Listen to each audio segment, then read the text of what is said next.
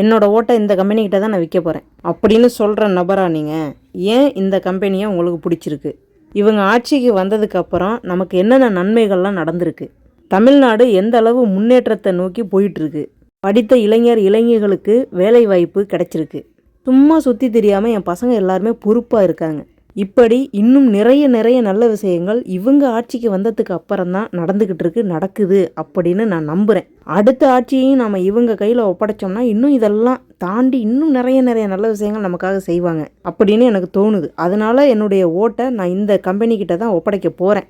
அப்புறம் இன்னொரு விஷயம், அரசு அலுவலகங்களில் நம்மளுடைய கோரிக்கைகளை கொண்டு போய் வைக்கிறோம் அப்படின்னா அதை கையூட்டு பெறாமலேயே நமக்கான விஷயங்களை சரி செஞ்சும் கொடுத்துட்றாங்க அப்படிங்கிற அந்த ஒரு விஷயத்துக்காகவும், நீ அதுக்காக எல்லா விஷயங்களையும் சொன்னால் எங்களால் ஏற்றுக்க முடியாதுப்பா, கையூட்டே பெறாம தாப்பா இந்த ஆட்சியில் அரசு அலுவலகங்கள் நடந்துக்கிட்டு இருக்கு, ஏன் போன ஆட்சியில் அது இல்லையா அப்படின்னு யாராவது கோச்சிக்கிட்டிங்கன்னா உண்மைதாங்க. போன ஆட்சியிலையும் இது இருந்தது. இந்த ஆட்சிக்கும் போன ஆட்சிக்கும் என்ன வித்தியாசம்னு தெரிஞ்சுக்கணும்ல, அதுக்காக தான் சொல்கிறேன்.